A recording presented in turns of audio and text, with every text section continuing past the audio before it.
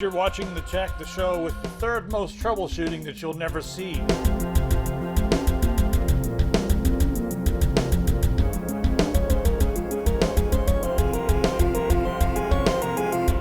Intelligent Memory makes some of the best memory modules on the planet, and that's why I'm using them exclusively in my upcoming NAS build. Here you're looking at something that nobody else has. These are 16GB DDR3 SODIMMs, and they work with the 5th gen Intel Broadwell CPUs that you see in the NUCs and the tablets and the laptops out there. It would take too long to explain how they did it, but they did it, and it's crazy. Click on the screen for more information and to find out where to buy them.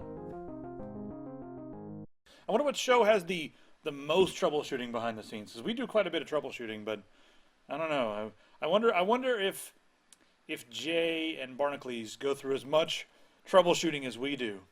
I don't think they change their parameters in their set as much as we do.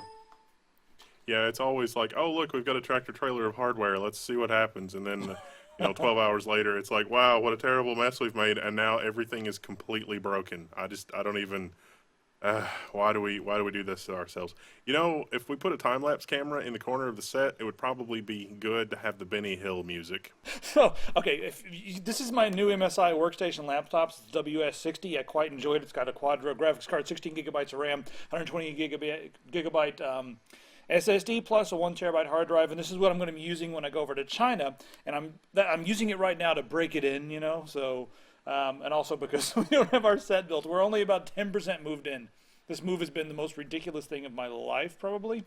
Anyway, so I'm still, I just opened the box maybe 2 hours ago for this laptop, so I have not even installed my stuff on it. I've installed DirectX.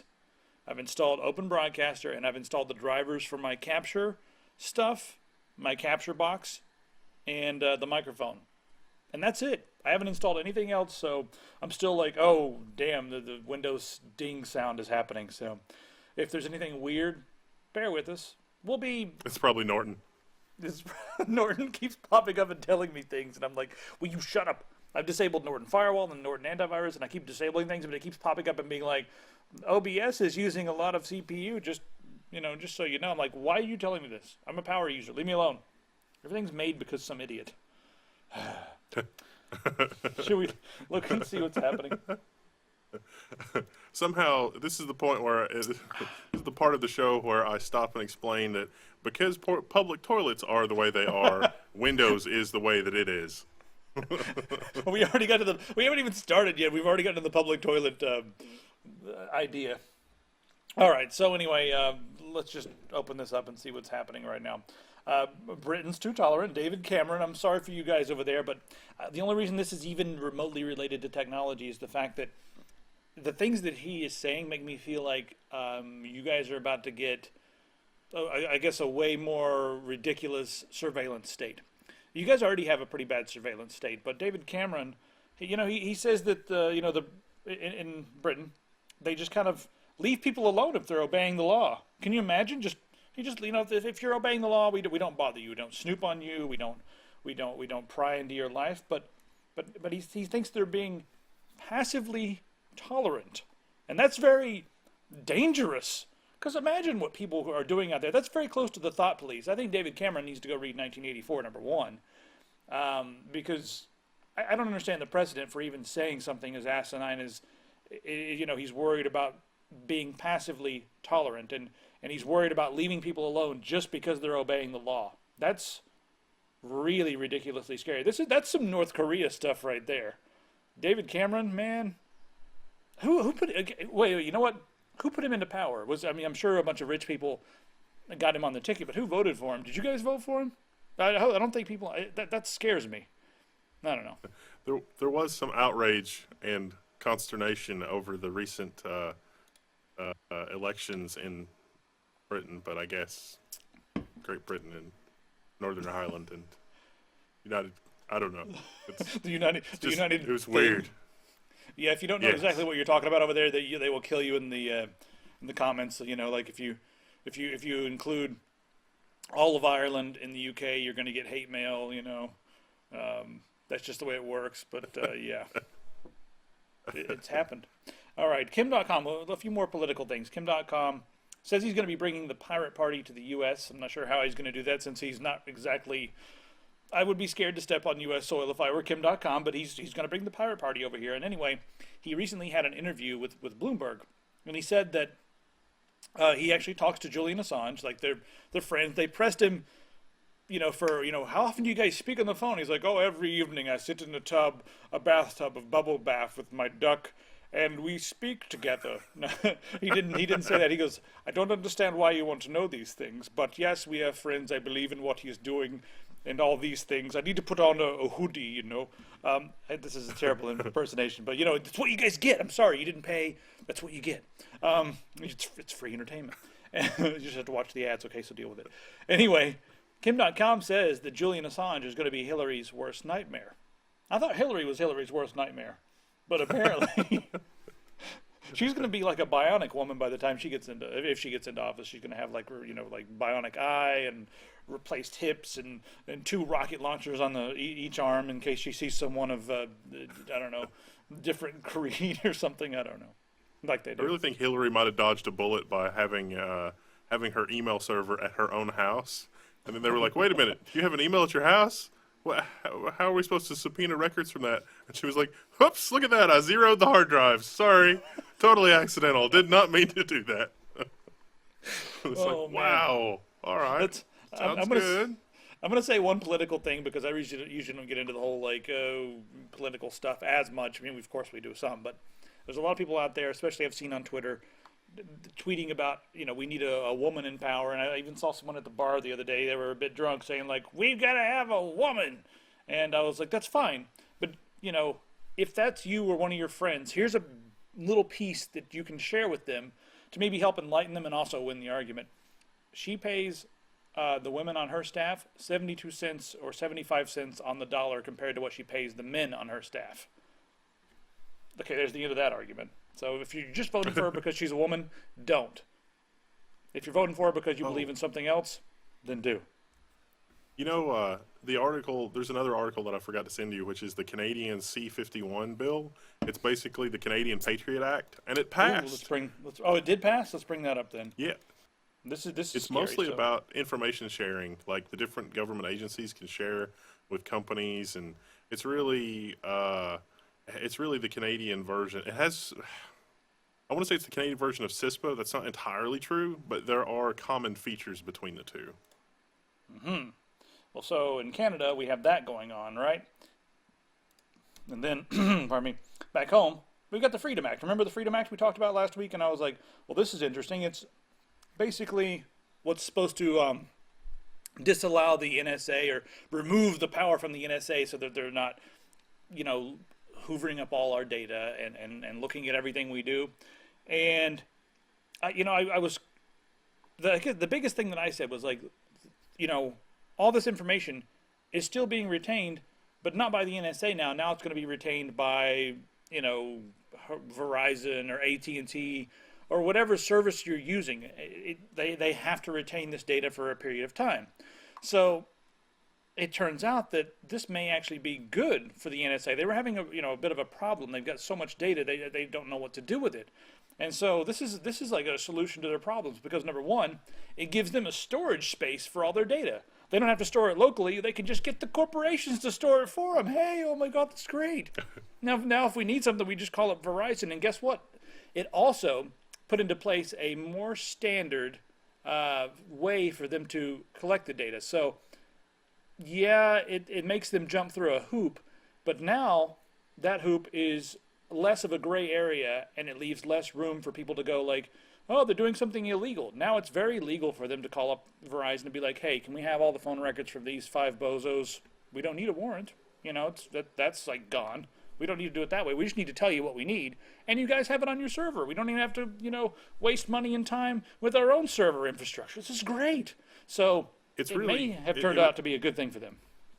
It turns out that this is a continuation. If you search and you look at some of the case law and case history, and you search for telecom immunity, this is many years before Snowden. It came out that AT&T was maybe supplying this kind of data to government organizations with just a simple request. Like you just fill out some paperwork and then, hey, there you go. In fact, very briefly, cell phone records and other phone records, private investigators could buy. And then when just anybody could buy those records on the internet, Congress was like, wait a minute, our phone records are turning up on the internet. This is not good. That And wasn't too so, long ago, right? no, that really, well, I it was kind of a while ago now, but well, I mean, I this worked is a continuation of that. I worked for an intelligence company back when. This is secret stuff, by the way. I don't know why I'm telling you about it, but I did some contract work for an intelligence company, and a lot of it consisted of me, using their credentials and their credit card to go online and buy access to people's personal stuff, like their medical records. With someone's license plate, I could get their dental records. Hey, what's up? Their medical records. I could get their, how many times they've been to court, if they've been foreclosed upon. And their phone records. I could just go online and buy all this usually from something like the LexisNexis or something like that. And you just buy it all. And I'm not sure how much of that stuff you can still get on the Nexus, but I'm sure you can get a lot of it. All still. of it. It's just Pretty harder to much. get now. It just costs more money. That's all. Yeah. It's going to be more Yeah, difficult that's for regular exactly people right. to get it. But that was illegal. And so there was this court case where it looked like this was going to be forced into the open. And Congress at the last minute passed this law that was basically retroactive immunity for telecoms. So if you Google retroactive telecom immunity, it just sort of shut it down before it really mattered because, things are happening, I guess. And this is just a continuation of that. They're like, oh, they caught us doing something illegal again. Let's retroactively make it legal. And it's like, I'm sensing a pattern here. There may be a pattern emerging. I'm not sure. Oh man, let's go on over and talk about the ISPs for just a little bit, and we're gonna have some fun. And we've got a lot of really cool hardware stuff coming up. So if you're getting depressed, don't get depressed. It all just sucks for a little while.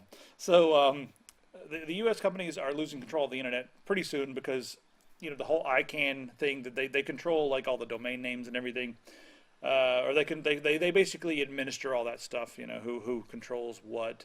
And a lot of the U.S. companies, because it's been right here in the USA for a while, now it's going to become an international thing. They're all very worried about losing control. So I guess the first big thing that we could talk about is the .sucks domain name. So the .sucks domain name was granted to Vox Populi or whatever. And Vox Populi. Populi Which is that's also, well, I mean, that's a Latin thing. But that was also in BioShock Infinite. So here's the funny thing about it, and the reason that everyone's talking about it is they can pretty much set the price on this stuff to anything they want. And what they've decided to do is they decided to make it really expensive if it's a trademark. And they know that a lot of the companies like Amazon and Microsoft and Apple and all that stuff, they're going to be really eager to buy up the .sucks domain names because they don't want to have to deal with the, can you imagine a case where someone registers apple.sucks and then Apple starts to bully them like crazy when they're using apple.sucks as a legitimate platform for them to complain about Apple's service and products. That's legal. You're allowed to do that sort of thing. You're allowed to make websites to complain about stuff. They go to court.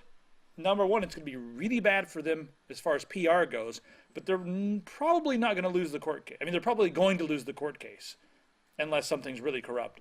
I guess the only chance they would have would be to bully said person beforehand and maybe get them to turn over the domain name. So what they've done is they've priced it at a point where they know all the companies want it, like I just said. They're making it like $2,500 to $3,000, somewhere in that range, if it's a trademark. That's crazy. And then the regular registrations are, $200-300 anyway. So they're already way more expensive than regular domain names.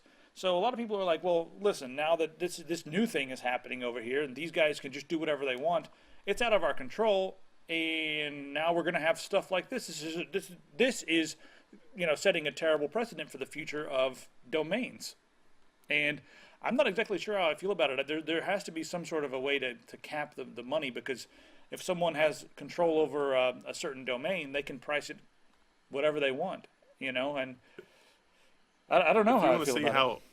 If you want to see how badly this can go wrong, check out Nissan.com, where some guy whose last name is Nissan had a company called Nissan Computers when Nissan cars were known as Datsun computers, or cars. And so Nissan basically has been suing this guy for 20 years, and they don't have a leg to stand on. But they've they've damn sure been an annoyance for the last 2 decades. Yeah, I'm not even sure what's going to happen with this, but I don't know how much money. You guys want to throw some money and we'll start registering .sucks domains? That'd be really funny. We could just run the we'll run the .sucks empire, even though I don't want to live a negative life. That would be sad. It's probably a genius investment. I think it was only 250 grand to buy the .sucks TLD. So, and then after that, you can just sell whatever. I mean, you can sell domain names for $1,000 a year, and I guarantee you're going to get the 250, at least 250 of the top Fortune 500 registering their .sucks for $1,000. They're just not even going to think about that. It's more than 1,000. It's like 2,500. That's what Okay, the well, I mean, even if it were only God. priced at 1,000, so you're still going to make your money back. Yeah, literally every Fortune 500 company is going to register the .sucks immediately, so they don't have to go through the headache. I'm just going to laugh when I see some major company who someone else beat them to the punch and got the .sucks. There's going to be so much fighting and bickering and all that sort of thing. I think it'll be a fun show to watch. If I were a billionaire, I would have registered .fart. There's so many domain names I could have with .fart. You just want clown penis. That's I don't want. Okay, hold on a second. I don't want to ever say that sentence again, unless I'm. Never mind.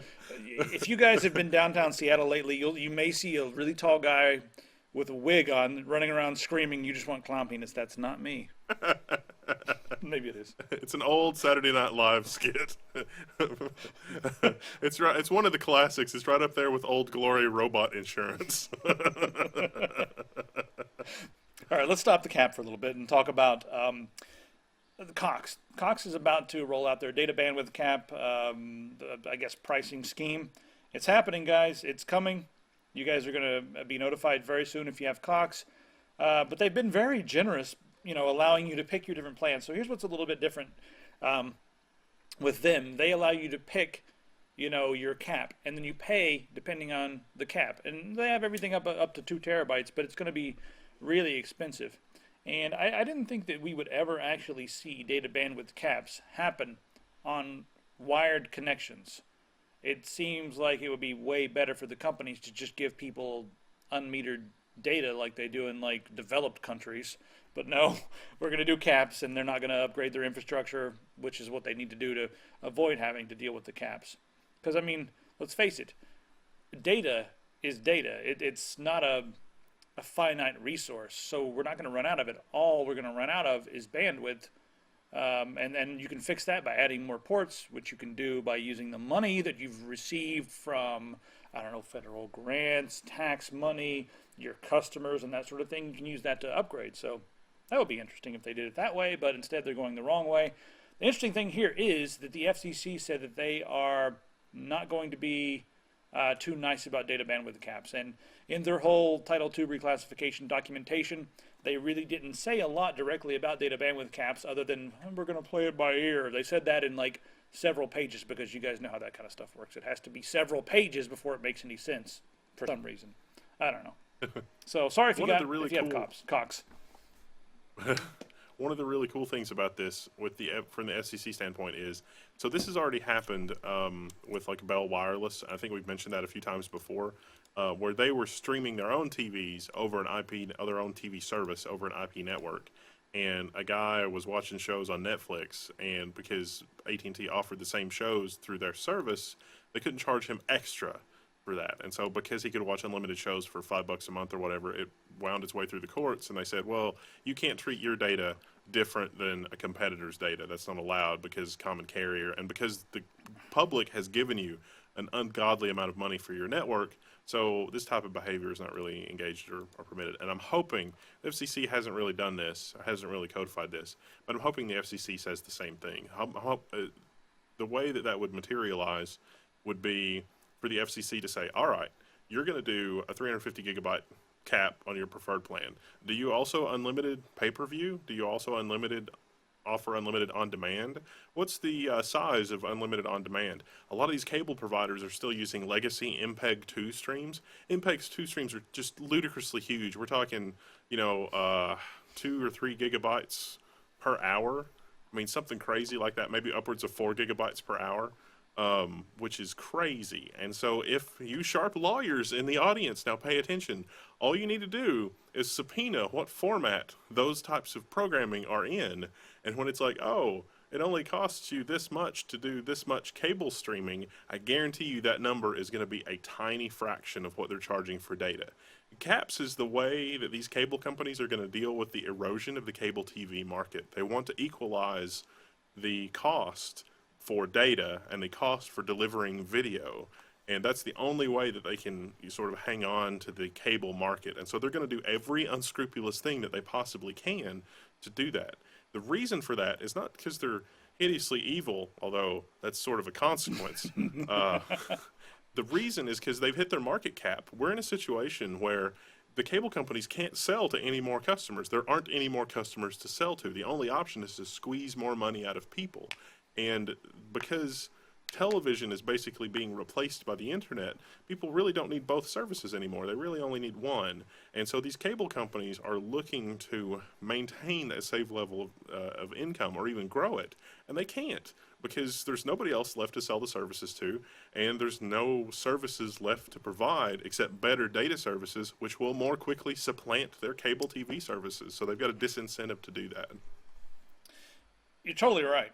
And I don't think I think the argument you just brought up is something that a lot of people don't even think about, especially in our generation, because a lot of us do not even have regular cable. But the amount of bandwidth that regular cable uses, it's all digital now, right? They all switched it over to digital, and when they switched it all over to digital, it's using bandwidth.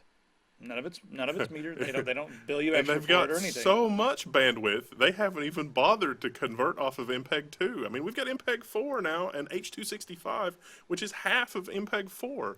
So that's two halvings of bandwidth. They don't seem to care about it enough to upgrade your set-top box. So what does that tell you about how important the data caps are? Guys, if they would allow us to have like the entire pipe of data for internet purposes instead of allotting it for different services like the IP phones that a lot of people are offering and cable, we could probably have 5 or 6 gigabits right to our house with the existing stuff that they already have there. We're probably getting that kind of speed with cable. That no one talks about it because cable's cable's a thing. It's just there. It's not something that requires download speed and all that. You don't see it. It all just happens. It's just magic. But these numbers also, it's data. When they say 250 gigabytes or 700 gigabytes or whatever, those numbers seem like large numbers, but they are not large numbers at all.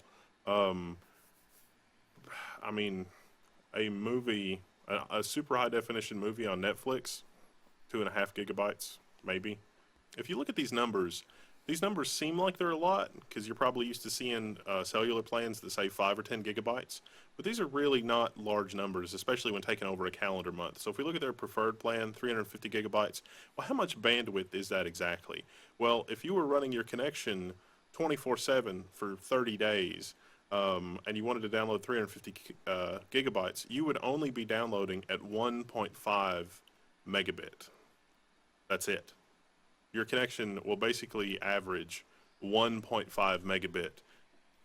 If you go over that, you're going to exceed your 350 gigabyte cap. If your average for the month is more than 1.5 megabit, you're going to go over your cap. And I'm kind of fudging the numbers a little bit. It's actually about 540 hours that you would exceed your cap, which is quite a bit less than a full month actually. But let's just say 1.5 megabit because it's a nice round number. It's a sort of a significant number in the history of computing. And so when you're buying your cable connection and it's like, oh, 45 meg, how long would it take you to hit the 350 gig cap if you were, let's say you were downloading a lot of big files for work, or you were synchronizing a Linux distro, or you were helping Linus Torvalds out with the next version of the Linux kernel, and you were running full tilt insanity? Yeah, it's going to take you 18 hours on a 45 megabit connection to hit that bandwidth cap. And so it's like, oh, 350 gig, it's really generous. No, that's like selling somebody a 1.5 megabit connection that's burstable up to 45 megabit. That's really what it is.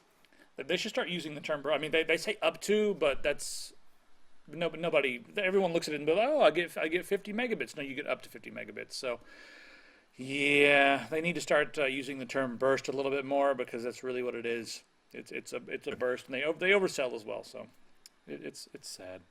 All right, we should probably move on. We've gone over the internet stuff, and everyone knows.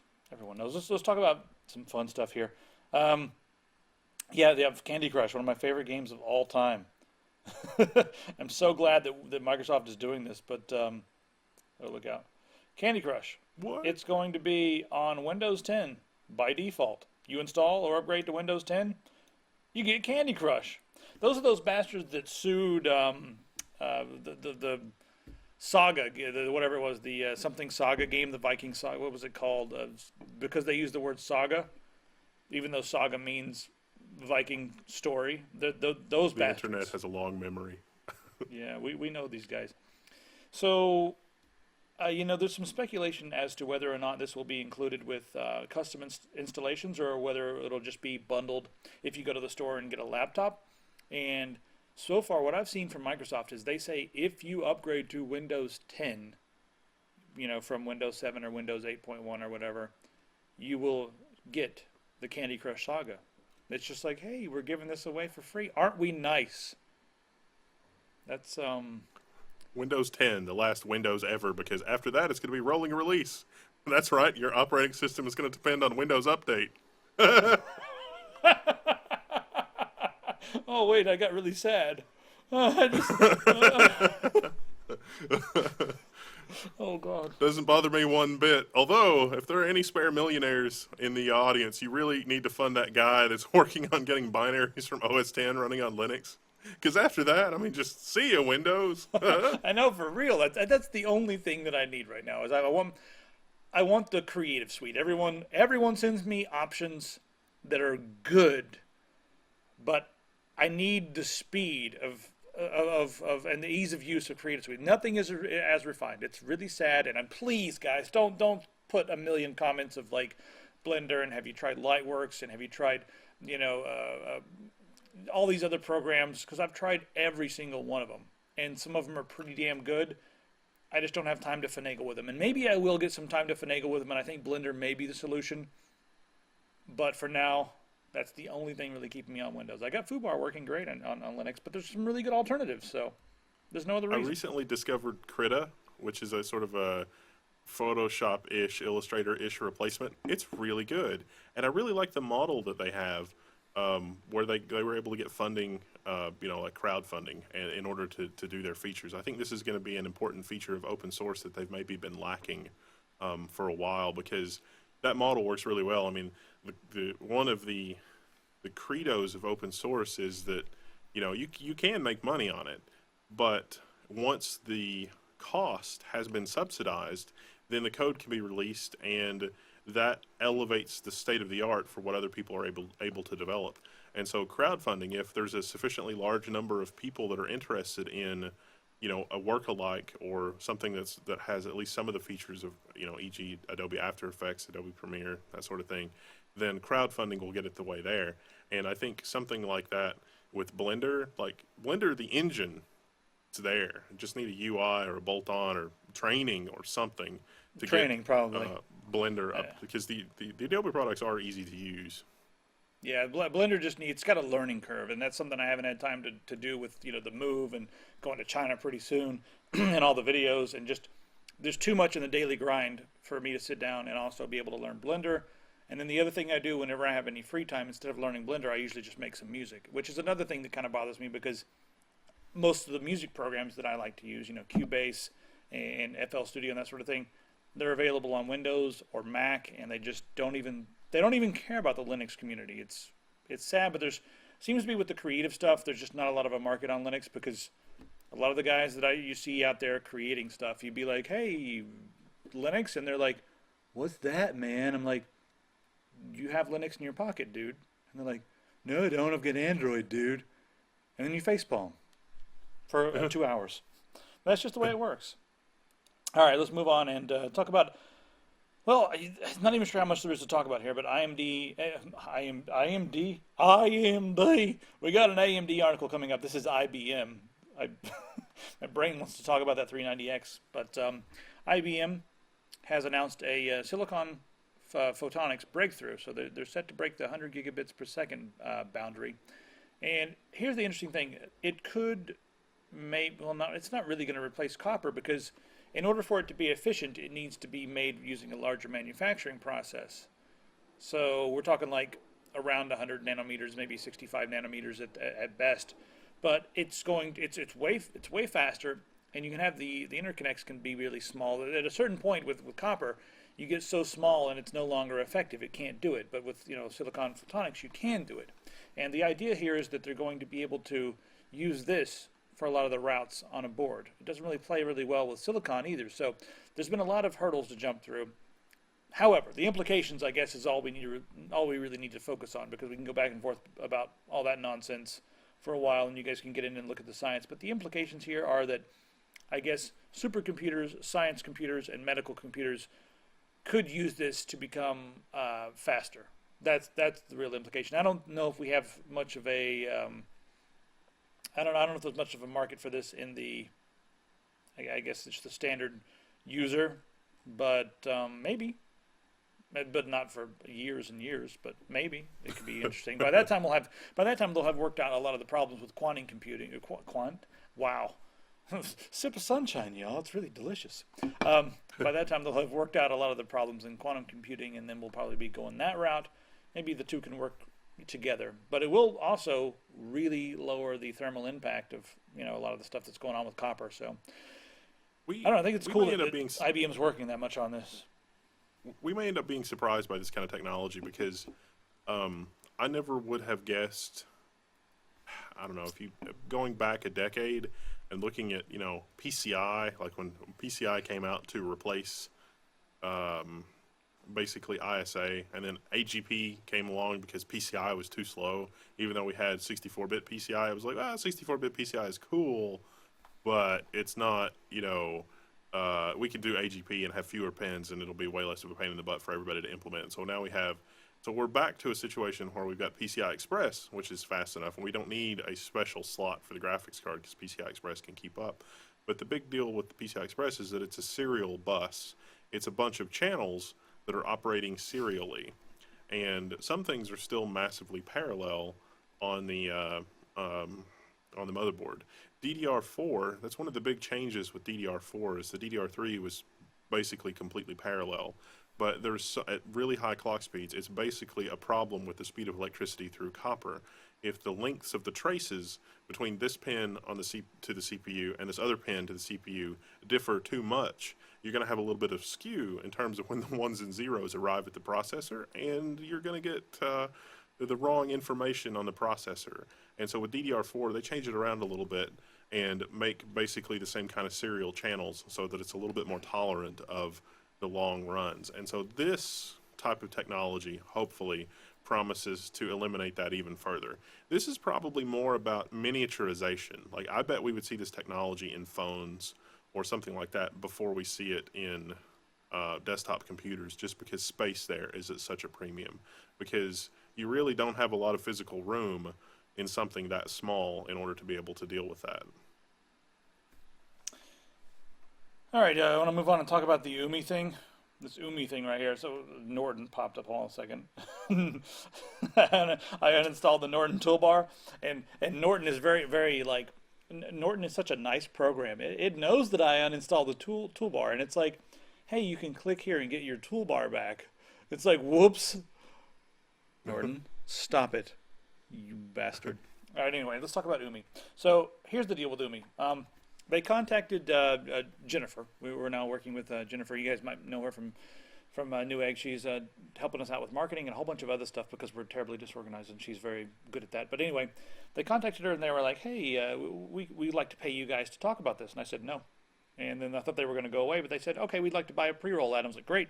So next week these guys have an advertisement, but I looked at it and I thought, you know what, it's worth talking about because we talk about home automation a little bit. So they're gonna get more than they bargained for, but everything right here they didn't pay for. I want to know what you guys think of this. So UMI it's like a home automation system, and the idea is that they want to go, I guess, beyond they want to overcome some of the nonsense you have to deal with regular home automation. A lot of it's very nerdy, and you have to go out and get a gazillion different sensors and put them all over the house. Their idea is that they have one little box and they have all these sensors in it. You have like glass breaking sensor, vibration sensor, motion sensor, noise detector, night vision, UV, temperature, humidity, ambient light, and all that stuff is in one little box, which I guess would limit I guess it would limit your options. But above and beyond that, you'll be able to use this little control deck, a little control unit that's a touchscreen, and using some sort of, I don't know, magic, you go up and you just touch things that you want Umi to control. Like you touch a light bulb. I guess you'll have to have an adapter on that light bulb. I don't know, but it looks pretty interesting. But I want to know what you guys think. Is this something that's interesting? You guys go and research that. Clearly, there's a market for this thing. And Apple is probably working on this, and a bunch of other companies are working on this. But I've got my own ghetto fabulous version of this that is I would never wish on another human being ever. but it's yours. Perfect for me. Yeah. See, that's the interesting thing here. Is this? I mean, this is it's not tied to Google or anything like that. And that's something that I kind of like. That it's it's its own thing. I guess there's not really much information here as to whether or not they're going to harvest your data or any of that kind of nonsense, but I don't think they're doing stuff like that. It just, I guess we can ask them. Maybe have one of our members go visit them in Chicago and say, hey, what's up? But here, I can use the show as a platform. Attention, butlers and members of the buttling industry. Who may be watching the tech. Now's your chance. You need to found a tech company based around the core values of buttling because, there are some buttling families that have been, butlers and maids, I guess, for many generations. And so you know how to keep secrets. I mean, look at, I guess, the royalty of England. They've got some really dark skeletons in their closet. And that's basically okay. So we need that with a tech company. That's the only tech company that I would trust with my home automation and monitoring and search history and that kind of thing. Maybe that's the people that founded DuckDuckGo. I don't know. That would be a neat connection. It's like, oh yes, we come from a long line of servants and groundskeepers and whatever. DuckDuckGo, trying to build a buttle company. So take a look at this stuff, guys. It does look pretty interesting, and the other reason I'm talking about it is because look at how much money it's generated, and there's still, 35 days left. Their goal was 50,000, over 1 million so far. So this is obviously something people want. All right, let's move on. But it's pretty cool. That'll be the ad next week, and I'm just. Is there any reason we shouldn't run the ad? You decide. Yeah, they feel like they already have their awareness from this piece right here, just that we just did. But I mean, after I looked at it, I decided to freaking talk about it. So anyway, let's go on and talk about some science stuff. Remember the CRISPR thing? That's the thing that can go on and program your, I guess your DNA. Essentially, you can use it to program DNA. That's what it does. Anyway, MIT and Berkeley are fighting over the rights to this. So yeah, it looks like MIT was granted a patent and then Berkeley's like, no! And now they're fighting it out and the USPTO is involved. I think the only reason I'm kind of bringing this up is it always worries me when I see people fighting over genetics, living material, the ability to control that sort of stuff. I think that we may need a new office for this sort of thing, a new office for the rights to this sort of thing, because it's a bit weird to have a company like Monsanto controlling something living like a seed. They own a living thing. And now we have a fight over a device that can manipulate living things and manipulate DNA. This is totally different. This is not something that the USPTO is designed to handle. This is a way different topic. This is not an invention with a bunch of springs and something like that. It's an invention, of course. But this is organic material, and it could be, if the CRISPR is used to maybe manipulate human life, then we have a brand new moral debate to talk about, because someone is going to control that, number one, and also we're manipulating human life, which people are going to freak out about. When Deus Ex happens, everything's going to go crazy.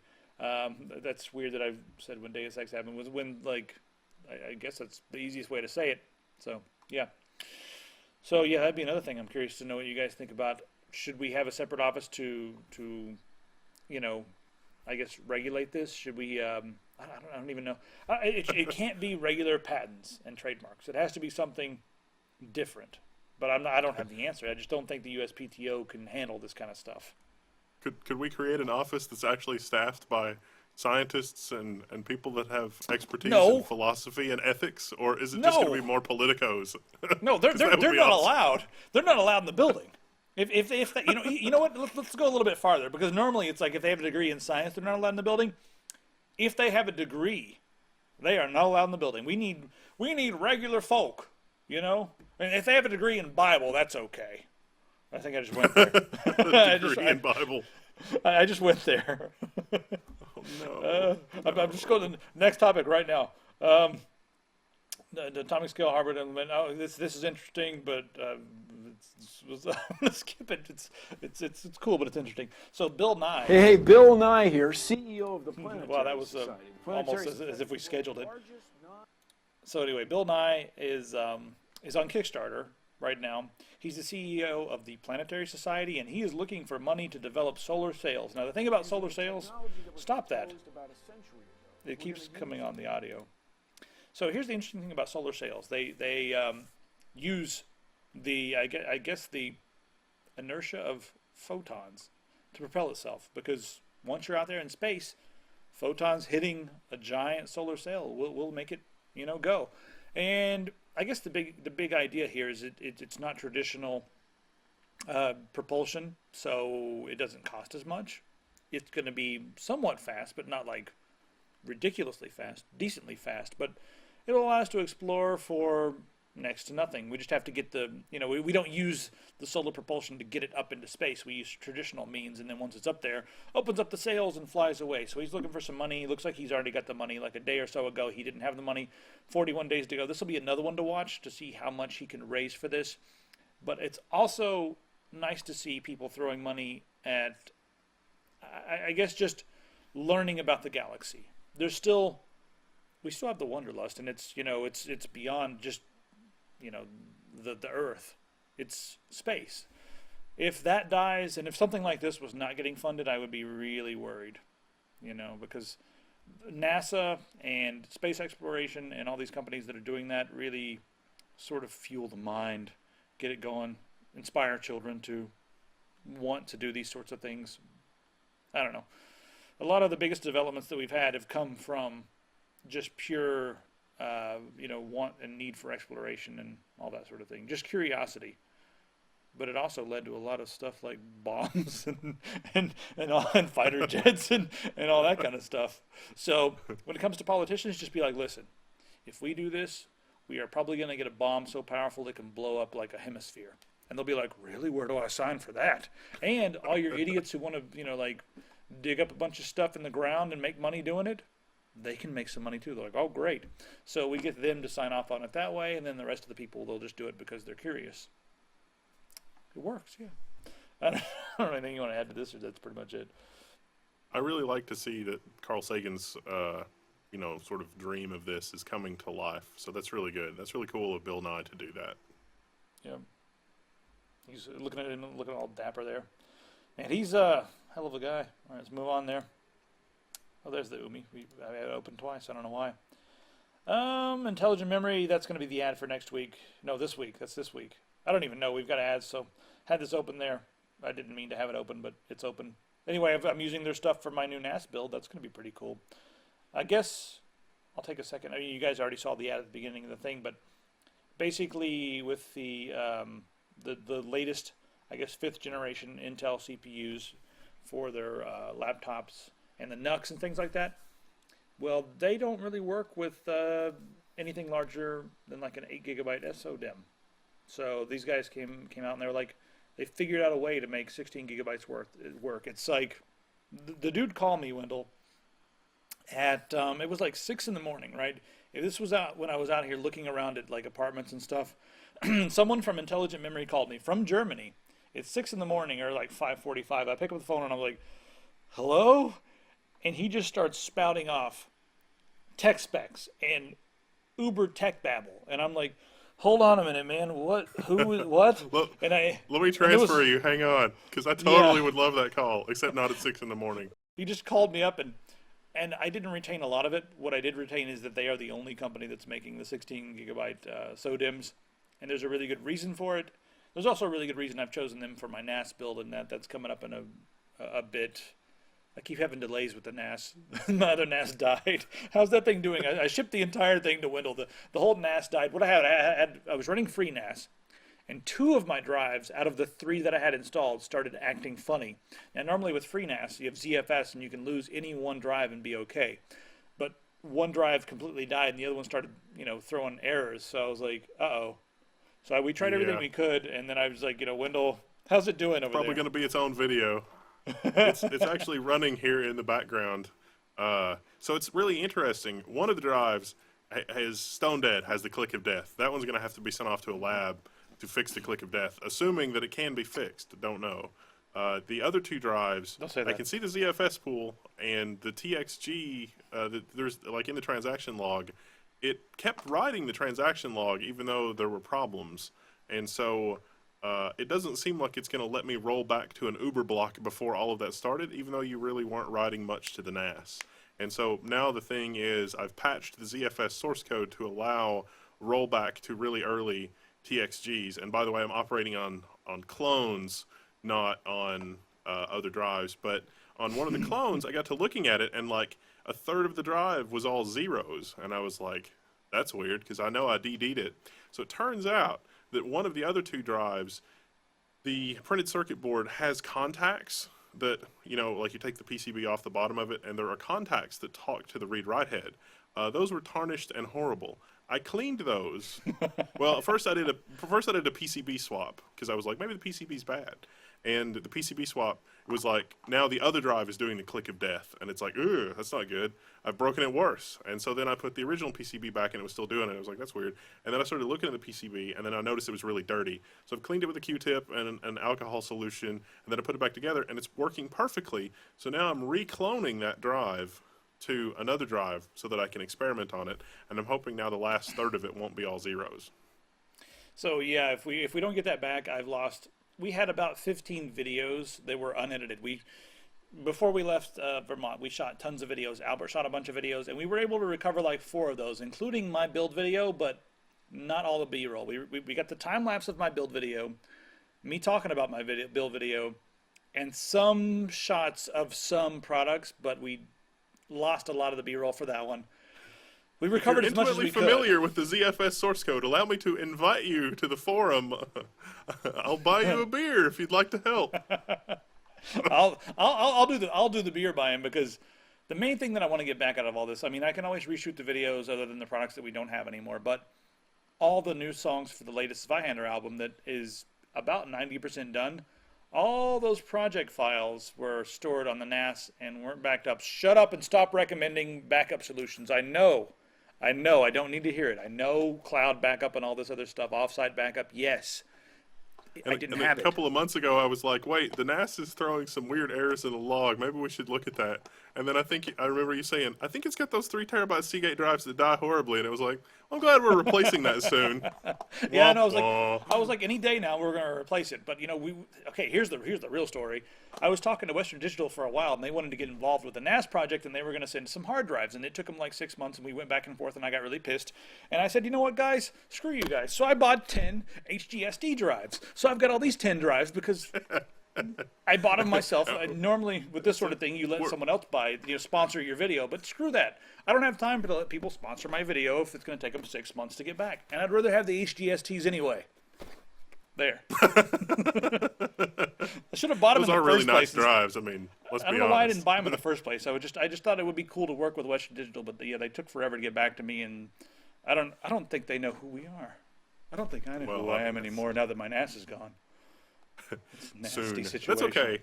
After Computex, which should be good. Not only that, but we've also, if you guys have been following me on Twitter or whatever, there's all my stuff's on hold until I get all this other stuff straightened out.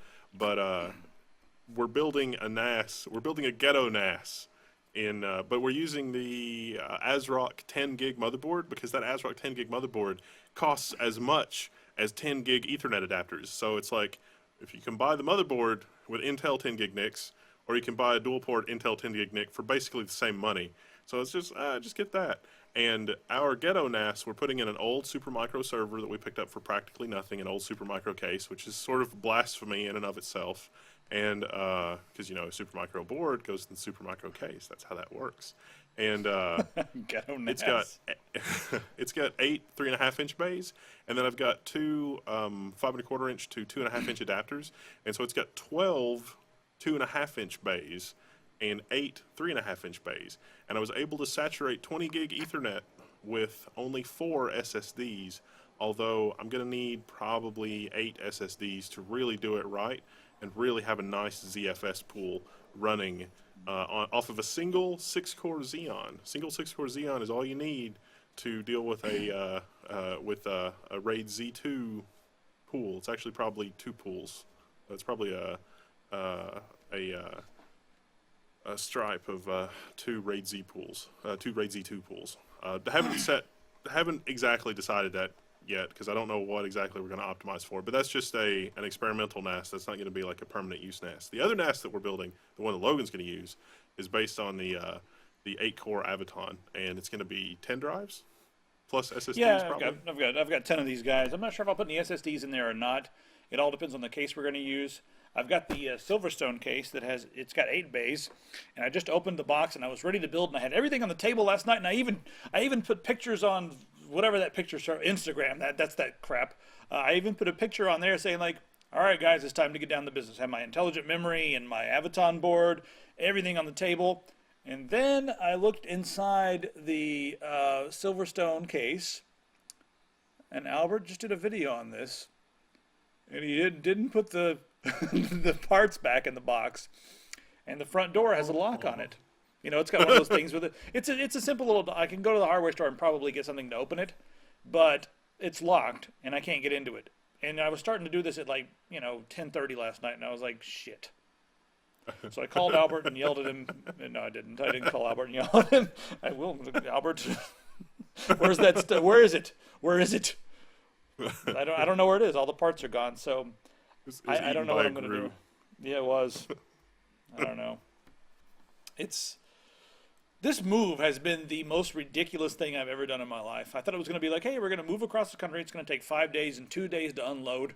It's several days later. We're like 15% unloaded because I've been too busy dealing with a broken NAS and all of our furniture. I'm sitting here. This is not the real set.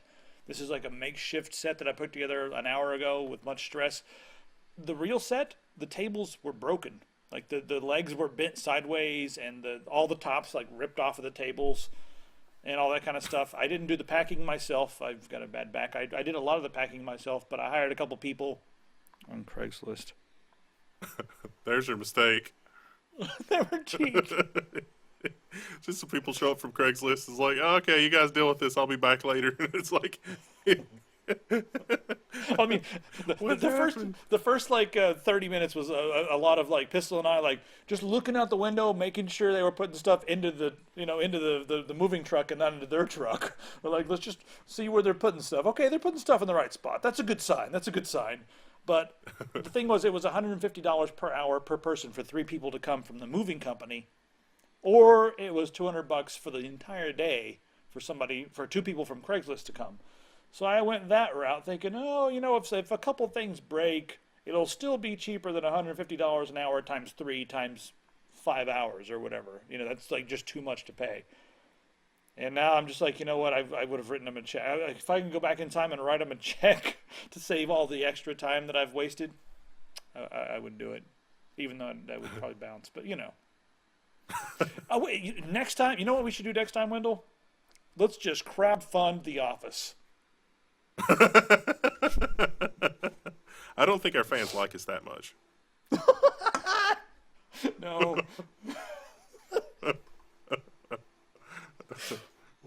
I mean, let's face it. At the end of the day, we're a couple of bozos on YouTube. I can't say anything now without getting myself in trouble. Let's talk about this futuristic laser space engine. Now, this is an interesting propulsion technology. That was a huge non sequitur. No, I don't know what that. No, maybe not that. What's the tangent? That's what I'm looking for. Huge tangent. Now we're back to propulsion. So I'm gonna propel myself to get another one of these. Anyway, so how about this for propulsion? You get something up into the atmosphere, and then you just keep shooting it with a laser, and that is how you propel it. We're going to need like a really, really, really powerful laser, but they've proven this can work with very lightweight things. They're thinking with, I don't know, 10 years in the future, we may be able to mount a gigawatt laser floating up in space or something, and then we throw a spaceship up there, and we just keep shooting it with lasers, and it gets faster and faster, and then we can travel to Mars in like a couple of days, and the moon in like a matter of hours by shooting it with lasers. Interesting, an interesting technology. Two things about this technology. One, I remember this from SimCity. This was a great technology until they got the aiming thing wrong, and then my city was gone. Two, the second thing about this technology is that the DoD will basically give you a blank check if you're working on this type of technology. Not because we're going to use it to fly stuff, but because those same lasers can basically be used to render an enemy's aircraft completely obsolete. Like, it's like, the Canadian Air Force, for when the Canadians attack, it's going to be completely useless when, lasers get this powerful. It's just not even going to matter. Got an army of drones, you're going to send a bunch of drones with nukes, not even going to matter. We can blow them out of the sky with lasers at the speed of light. Yeah, we can blow them out of the sky, but what would be even more fun is like you'll have a setting. You can set it to roast or vaporize, or you can set it to agitate. So someone takes off, and you keep pressing the laser button so that it makes their plane have such extreme turbulence that they can't even do anything until finally you just slam them into a mountain, and then everyone. Let's go get some hookers. That's what they do with after they're done. That sounds like the CIA playbook. It's like, we've got this guy, he's really inconvenient, but we can't assassinate him. Let's use the laser a little bit and take care of him. We're not allowed to. They won't allow us to assassinate him, but we can agitate him. That'll be a new thing. That we're not assassinating. We just agitate him until he kills himself. That would be better than the Gulf of Tonkin. So I mean, there's historical precedent for doing it that way. What are you talking about? All right, let's move right on here. How about this robot? This robot that cracks combination locks in seconds. This is from the same guy who made a virus from MySpace. And a bunch of other things. Anyway, he's created. How long do you think this is going to last? He's created a motorized. Wow, it's so simple. He created a video a while back showing how you could break combination locks, but this one does it in under 2 seconds. And he's got a new one coming out that does the entire process. This one you still have to pull it to unlock it, but that's pretty interesting. And well, there's a version that uses this. I mean, the servo version. He's just doing that to show off, to be like, oh, look, it can find the combo, and then pull the thing. It's like, oh, it's fine. But there's a version that has a servo to do that. Combination locks have always been really terrible. It's I got into that because of Richard Feynman. In one of his books, he's like, oh, and everybody should know should be really good at lock picking. It's really easy. Let me explain how you start. And it just goes off on a tangent about lock picking. And it was really cool because then later in another book, he's like, yeah, I was working on Los Alamos, and we were really worried about people getting in the nuclear secrets. And, the general that was in charge basically put it in a locked filing cabinet. And he's like, Feynman, you can't possibly get in there. I'm the only one that has a key. And he would also keep his lunch in there. And then so Feynman would mess with the general's lunch, and it would just be like, what are you doing? That's a felony. I could have you locked up for that. And it was really funny. You should totally read Surely You're Joking, Mr. Feynman. I need to read that. I didn't know Feynman was that into things outside of, well, I guess that's kind of physics. I don't know.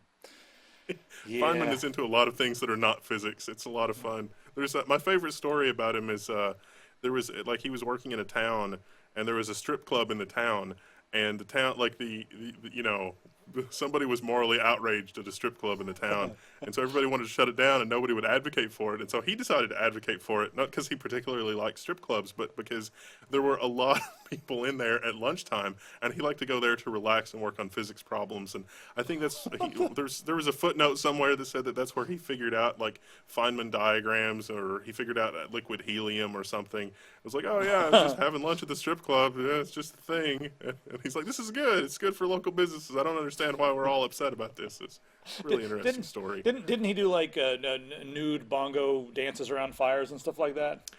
He spent quite a lot of time in Brazil, and so yes, that was one of the things. Yeah, it gets hot there.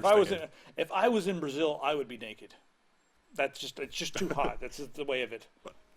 My favorite story from South America from Feynman is that he was checking out ruins, and they had the knot tying language.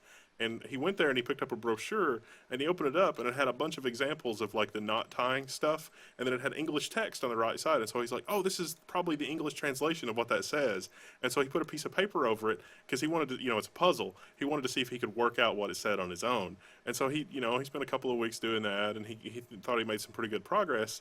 And then he wanted to sort of check his work, and so he took the paper away and he started reading the English translations. And the first sentence was, "No one has ever been able to decipher what these actually say." And so he's just like, "Well, now we know." And so he figured that out on his own just because of just goofing off. All right, let's talk about some games. The Witcher 3 is going to be out. It's coming out like right as we're leaving for China. We got some pretty cool stuff going on in China, guys. So I guess I'll take a second here to thank everyone for China. So we've got we're going to hang out with Deepcool in Beijing, and then we're going to go down to Shenzhen, check out their factory. So that's going to be really cool. I'm not sure if we're going to check out any other factories. We're going to be visiting 1+1. So if you guys want us to say anything to those guys or ask them any questions, put it on the forum. I'll be checking things out over there. Deepcool and also forum. Yeah, put it in the inbox forum. I'll definitely be talking to those guys, and then we're going to look at some projects of our own. So who knows what we'll get into in Shenzhen. But Kane and I both got the 10-year multiple entry visa, so we can have a lot of fun over there. And we both upgraded our T-Mobile services, so we get free roaming in China. So that's also going to be interesting. Then we're going to go over to Taipei, and we have Deepcool, Corsair, MSI sponsoring that. And then we're also doing something with Intermax, and we're doing something cool with Zotac as well. So there's going to be lots of cool coverage, and we have a lot of people helping us get over there. So thanks a lot for that. And yeah, so that's what we're going to be doing next week, and all that because The Witcher's coming out next week. I'm not sure if I'd rather be playing The Witcher, but I think I'd rather be hanging out in Asia. But it'll be there when I get back. The Witcher 3 has a really bad case of console-itis from looking at the screenshots. Like, looking at the old screenshots and looking at the new ones, I'm really worried about that. I may be wrong. I'd be glad to eat my words. But it really looks like The Witcher 3, they've really taken a lot out to make it run well on consoles, and that makes me sad. Well, I know they did the dynamic resolution thing recently with that Xbox where they have, I mean, it's actually kind of cool that they're doing this on Xbox. It would be cool to see some similar technology implemented on PC for people who want to have better visuals, but sometimes when things get busy, it will dynamically downscale to 900p instead of 1080p. So that's an interesting thing that they're doing. It'll upscale to 1080p whenever you're in an area without much going on to make sure that it looks really good. So there's been some stuff like that on PC before, but I don't think the PC is a platform that you should neglect when it comes to that sort of thing, especially if you're going to include the ability to mod. It would be nice to have lots and lots of mods and also the ability to do the dynamic resolution. There's a program for Skyrim called Hidalgo, I believe it is. And I think they're just changing the name to Boost or something like that. But it does that same sort of thing. It kind of conflicts with EMBs. You can kind of make it work. But it actually works pretty well when you're moving really quickly and stuff. The resolution will get a little bit hazy, and as soon as you stop, it will immediately clean back up. It's kind of a awesome technology. So I would like to see more PC games take advantage of that, so people with lower spec computers or laptops and that sort of thing will be able to play the game at higher resolution and still get a nice smooth frame rate. It's pretty cool stuff. With the combination of G-Sync and FreeSync would be the most smooth experience ever. Could we talk about the GTA 5 modding keylogger fiasco? I guess we could bring it up. I think a lot of people are. I mean, it's already been on the forum and stuff, but there was malware was contained within a couple different GTA mods. One of them was I've already forgotten which ones they were. Two of them. Angry Planes. Angry Planes. There was a couple other ones that had malware in them. So that's sad to see the modding community throwing malware into different mods. So be very careful when you're downloading GTA mods. I would just go check out a forum before you download it. If you see a thing online, you're like, oh, this looks awesome. Don't download it immediately. Don't get all excited. Go and check out. I mean, people are going to say, hey, this has a keylogger. Hey, this has malware. Hey, this has whatever. So it's just really sad to see that's kind of a new thing. I'm not used to seeing mods with malware or viruses or anything like that, unless you get it from a torrent website. But in general, I haven't seen that much. Okay, I'm just going to mention this quickly. Smite's not my cup of tea, but I'm sure some people really like the game Smite. But they're doing a Nepal earthquake relief chest, so you guys can go check that out if you're a Smite player. I just want to say it's cool that they're doing something like that. What else do we have here? That's pretty much it. Oh, we didn't even talk about Clapper. These articles were moved to the end. How did that happen? Oh no, your articles were moved to the end. I thought I put them in the right spot, but after I don't even know. We mentioned the NSA stuff, but it's fine to just leave it out. It's totally okay. The hardware, we can leave that out for next time because that's not really a new article, and I just got one and I haven't done anything interesting with it, so that's fine. The 390X, 980 Ti, and Broadwell, it's maybe worth mentioning the 390X and the 980. I mean, but it's whatever. Yeah, we'll end on this. I mean, the Broadwell things are coming out in like a matter of days, pretty soon. Should you clap so we can edit that part out? No, I'm just gonna leave it in there. Leave it in there. Why not? Well, did you edit it out? No, couldn't be bothered. Didn't edit it out. So. So the numbers for the 390X versus the 980 Ti, that's the thing that was most brain melting for me. Mm-hmm. I mean, they both look like they're going to be pretty good, but the Titan X is the implementation. That's the Titan X is the thing. So I think the real contest is going to be between the Titan X and the 390X. The 390X has a ridiculous number of stream processors and a lot of interesting things going for it, but then you got the Titan X that's just a monster. So it's going to be a good fight. If the prices are similar, then we'll have a really nice fight. If the 390X is a lot cheaper, then I don't know if it'll be such a fight. The 390X will be the obvious choice. I don't think the Titan X is going to be cheaper at all because it's the word Titan means expensive. It's become synonymous with expensive. So we'll have to see what happens with that. And I think that's about all for today. Yeah, we're going to be in. We're going to be in China next week. Yeah, leaving for China in like 5 days, guys. So that'll be fun. Again, let us know if you want us to ask any specific questions of Deepcool. They've got an office in Beijing, but we're going to check out their factory in Shenzhen. OnePlus. We're going to go check out their, what they've got going on at their headquarters in Shenzhen. And then who knows who else we're going to find.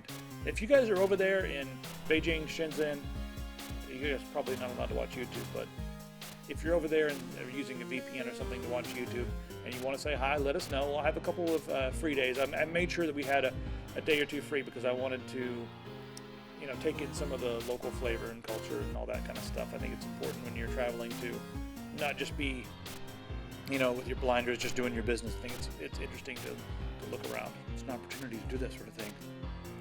And then Taipei, we'll all be in Taipei. You ready for Taipei, Wendell? I'm ready for Taipei. It's going to be interesting.